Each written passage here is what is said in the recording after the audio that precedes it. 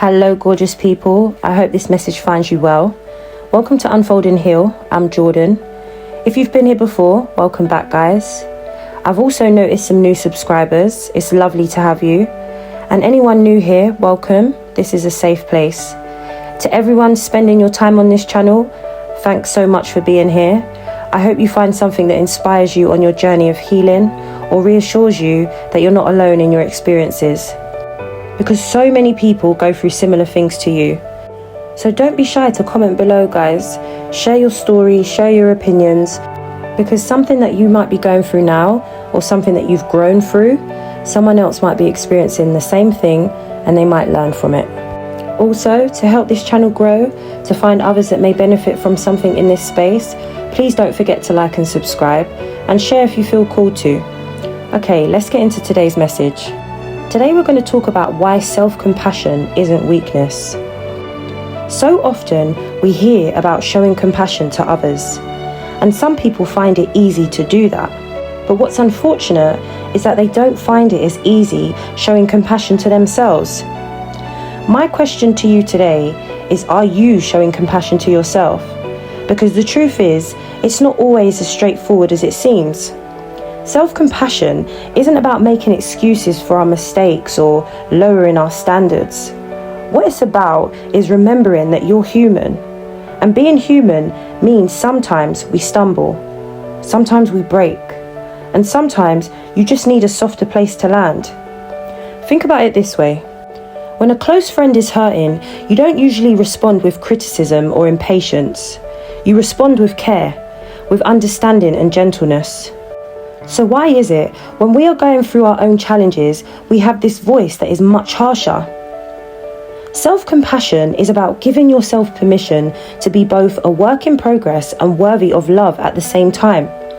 It's about learning to pause before the self-judgment and then asking yourself, what would you say to someone you love in this moment if they were going through the same thing? And it's about recognizing that healing doesn't always look like doing more. Sometimes healing looks like resting. Sometimes it looks like saying no. And sometimes it looks like telling yourself, I'm doing the best that I can with what I know right now. And that's more than okay. The beautiful thing about practicing compassion for yourself is that it doesn't just stay with you, it ripples outwards. When you treat yourself with kindness, you naturally become more present, more grounded, and more open with others. So today, lovelies, I want to remind you, you are not your mistakes, you are not your worst moments, and you are not behind in life. Try not to be your own worst critic, because you are on a journey, and journeys take time. And the same way you would comfort a child that's learning to walk, or a loved one learning something new, that same patience, the same gentleness, is exactly what you deserve from yourself.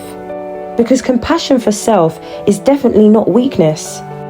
It's the soil that you plant the seeds in where true growth begins. You can think of it this way. Every seed needs the right environment to grow. If the soil is dry or too harsh or too unforgiving, the seed won't grow. The same is true for us. If the environment inside, meaning the way we speak to ourselves, the way we treat ourselves, is filled with criticism and shame, we don't give our growth a chance to take root. And when you meet yourself with compassion, you soften that ground. You create space for patience. You give your heart permission to grieve, to breathe. Your mind the permission to process what it is, what it was, and what it may no longer be. So it can be cleared for you to be in the present moment.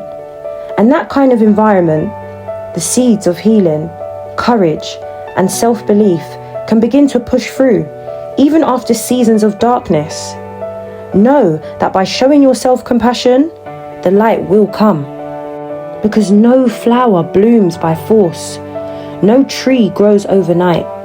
Growth is about gentle unfolding, just like a flower does. And showing yourself that kind of self-love is what makes the unfolding possible. So guys, the next time you're tempted to beat yourself up for not being further along or making the wrong turn, remember your healing is your garden, and gardens need time to bloom. They need care, They need consistent nourishment. You don't poke at the soil. You simply trust that with the right care, it will become what it's meant to be. And that's the same trust you need to give yourself. And on that note, beautiful souls, I'm going to love you and leave you with this message. All information about me is in the description box below. And I look forward to hearing from you guys soon. And until then, take care of yourselves. Peace and love.